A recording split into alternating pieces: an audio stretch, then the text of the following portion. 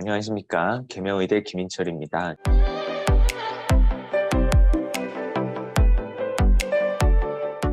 저는 심초음파 검사의 보험 적응증에 대해서 말씀드리고 사례별로 이를 알아보도록 하겠습니다. 심초음파 급여 기준이 2021년 9월부터 적용되게 되어서 환자분들은 비급여 말고 이제 보험급여를 받고 심장 초음파를 시행할 수 있게 되었습니다. 심초음파 급여 기준을 조금 더 세세하게 살펴보면 진단 경흉부 심초음파의 경우에 단순, 일반, 전문으로 나누어서 기존 약 한 30만 원 가량 하던 심장 초음파를 보험 적용을 받아서 이번의 경우에는 만 원에서 한 4만 원 정도, 외래에서는 5만 원에서 많게는 한 13만 원 정도의 보험급여를 적용받아서 시행을 할 수 있게 되었습니다. 그리고 이 횟수를 연 1회 적용해주고 있는데 초과하는 경우에는 선별급여라고 해서 본인 부담률 80%를 적용해서 다음과 같이 단순, 일반, 전문은 각각 7만 원에서 17만 원 정도 비용으로 환자분들이 시행을 할 수 있게 되었습니다. 추가적으로 제한적 초음파라고 해서 관심을 갖고 있는 특정 부분에 초점을 맞추어서 시행하는 초음파가 있는데 이 경우에는 소정 점수의 50%를 산정해서 시행할 수 있게 되었습니다.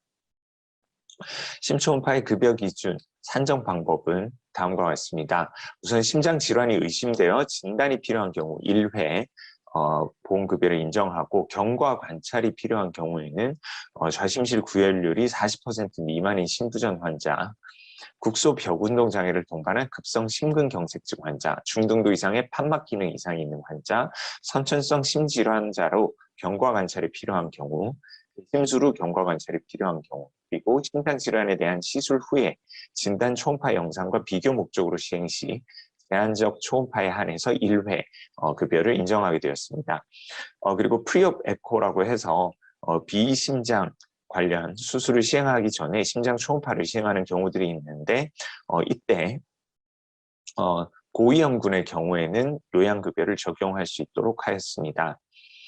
방금 말씀드린 유럽 심장학회 마취과학회 그리고 미국 심장학회 마취과학회의 신체 상태 분류를 따져서 고위험에 해당할 경우에는 요양급여를 인정을 하게 되는데 주로 이제 대동맥이라든지 혈관 수술 그리고 십이지장이나 간절제, 담관 수술 그리고 식도 수술이나 부신절제, 방광절제 수술, 해절제 수술, 폐이식이나 간이식의 경우에 해당하게 되고 조절되지 않는 다음과 같은 질환들이나 알코올 의존 중독, 심박동기 투석 환자의 경우에도 이를 적용할 수 있게 되었습니다. 심기능 저하가 있거나 심근경색, 뇌경색, 관상동맥 질환이나 심장혈관 스텐트 시술을 한 환자들도 수술하기 앞서서 요양급여를 인정하여 검사를 시행할 수 있게 되었습니다. 추가적으로 중증 난치 질환이나 희귀 질환에 해당할 경우에는 기존에 이 중증 난치 질환, 희귀 질환에 해당하는 산정특례의 기준에 맞추어서 그대로 적용을 할 수 있습니다. 그 외에 추가적으로 의학적 필요가 불명확한 경우 진료의사가 충분히 설명하면 환자가 동의하에 비급여로 시행할 수 있는 여지는 남겨두었습니다. 사례별로 살펴보겠습니다. 호흡곤란으로 내원한 환자에서 일반 엑스레이 사진에서 심비대가 의심되는 경우에는 호흡곤란의 증상이 있고 심비대가 의심이 되기 때문에 진단이 필요한 경우로 보험급여를 인정받을 수 있습니다. 두 번째 사례로 심근경색 기왕력이 있고 국소 벽운동 장애가 있는데 이 환자분의 경우에는 6개월 전에 심초음파를 시행한 적이 있습니다. 여기에서 약제를 사용하고 나서 심근 기능이 호전되었는지를 확인하고 싶어서 시행하는 경우에는 연 1회를 초과하기 때문에 보험 가격의 80%를 선별로 적용할 수 있습니다. 다음과 같은 비용을 환자분은 지불하게 됩니다. 세 번째 사례로 10년 전에 승모판막 성형수를 시행하고 특이 증상 없이 일상생활을 하고 있다 하더라도 승모판막 성형술, 즉 개심술을 시행했기 때문에 경과관찰이 필요한 환자로 연 1회 보험을 적용받아 심초음파를 시행할 수 있습니다. 네 번째 경우로 어렸을 때 심방 중격결손 수술을 하고 안정적이고 최근 검진에서는 심잡음이 들린다 하는 이런 환자분에서는 심장 질환이 의심되어 진단이 필요한 경우이기 때문에 이제 보험을 인정받을 수 있게 되고, 다섯 번째 경우로 중등도의 삼천판막 역류증이 건강검진에서 발견된 환자의 경우에는 중등도의 판막 질환을 추적 검사가 필요하기 때문에 연 1회 보험을 적용받을 수 있습니다. 여섯 번째로 심실 중격 결손이 있으나 크기가 작아서 수술 없이 경과 관찰 중인 환자의 경우에는 심실 중격 결손이라는 선천성 심질환으로 경과 관찰이 필요하기 때문에 연 1회 보험을 인정받을 수 있습니다. 일곱 번째로 기왕력이 없는 52세 여자 환자이고 자궁근종으로 로봇 수술을 시행하기 전에 심초음파를 하게 되는 경우에는 기왕력도 없고 자궁근종 같은 그렇게 고위험에 해당하지 않는 환자이며 비교적 젊은 연령의 환자분으로 의학적 필요성은 불명확한데 환자가 원한다면 설명 후에 비급여로 시행할 수 있겠습니다. 여덟 번째 사례는 심낭 삼출로 경피적 배액수를 시행한 환자에서 심장질환에 대한 시술 후 진단 초음파 영상과 비교 목적으로 시행하는 제한적 초음파의 경우에는 1회 보험을 적용할 수 있습니다. 제한적 초음파는 앞서 말씀드린 것처럼 문제되는 부분만 확인 및 저장하는 초음파로서 기준 검사의 50%를 산정하게 됩니다. 아홉 번째 경우는 이엽성 대동맥 판막으로 경피적 대동맥 판막 삽입술을 시행하고 일상생활을 잘하고 있는 환자에서 이런 경우에는 바이커스피드 에올틱 밸브로 산정 특례가 적용되기 때문에 보험 가격의 10%로 적용할 수 있습니다. 다음과 같은 비용으로 비교적 저렴하게 시행할 수 있게 되고 있습니다. 다음으로는 이제 심초음파의 급여 기준에 해당하는 각각의 심초음파에서 어떤 영상을 저장해야 하는지에 대해서 말씀드리겠습니다. 우선 단순 초음파의 경우에는 2D 또는 M모드 심초음파에서 유관 측정을 포함한 그 방법으로 좌심실 박출량을 측정하고 펠카디악 에퓨전, 즉 심낭 삼출액의 유무와 양을 평가하는 것을 목표로 합니다. 좌심실과 우심실 영상을 포함해서 최소 5개 이상의 영상을 획득하여야 합니다. 다음으로는 다음과 같은 영상들을 획득하시면 되겠습니다. 다음으로는 일반 초음파에 대해서 말씀드리겠습니다. 2D나 M모드, 도플러심 초음파를 이용해서 좌심실의 직경과 두께, 좌심방의 크기, 대동맥의 직경, 좌심실의 이완 기능, 판막 질환의 정량적이 아닌 정성적 평가를 목적으로 하는 초음파가 되겠습니다.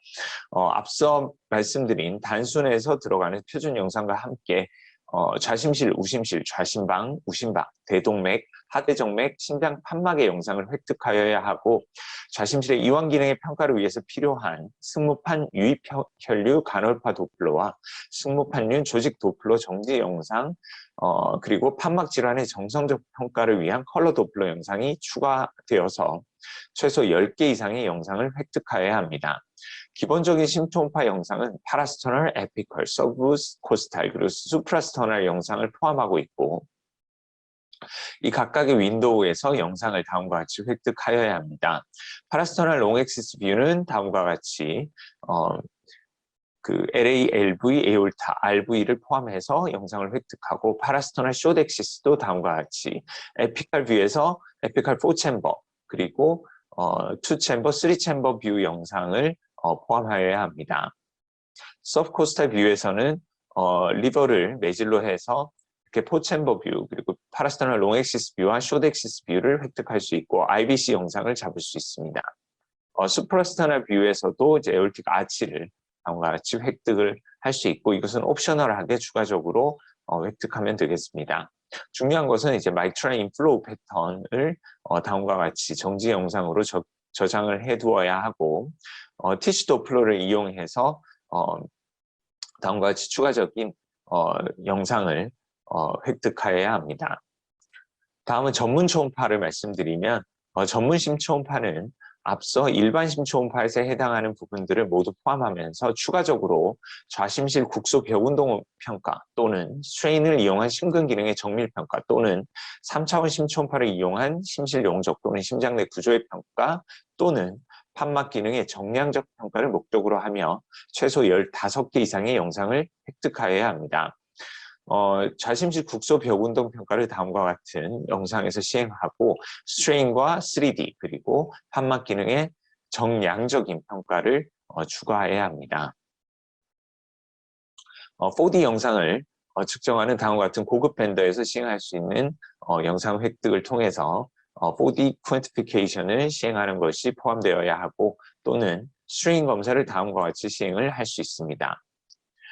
제가 말씀드린 내용을 정리를 해보겠습니다. 에피컬, 파라스터널, 서브코스탈, 수프라스터널 뷰에서 영상을 관찰한 뒤 최소한 2개 이상의 윈도우에서 영상을 저장하는 것이 중요하겠습니다. 단순 초음파에서는 5개의 영상을 저장하고 좌심실 박출률, 그리고 심장 삼출액의 유무를 평가하고 기록하는 것이 중요합니다. 일반 초음파에서 단순 초음파를 포함하여 아래와 같이 2D 엠모드 도플러를 활용해서 좌심실 직경, 좌심방의 크기, 대동맥의 직경, 좌심실의 이완 기능과 판막 질환의 정성적인 평가를 저장해서 총 10개의 영상을 획득하고 저장하는 것이 필요합니다. 전문 초음파의 경우에는 일반 초음파의 영상을 포함해서 Regional Wall Motion Abnormality 또는 Strain 또는 3D 또는 밸브 펑션의 정량적인 평가를 포함해서 총 15개의 영상을 저장할 경우에 전문 초음파로서 인정을 받을 수 있습니다. 이상 경청해 주셔서 감사합니다.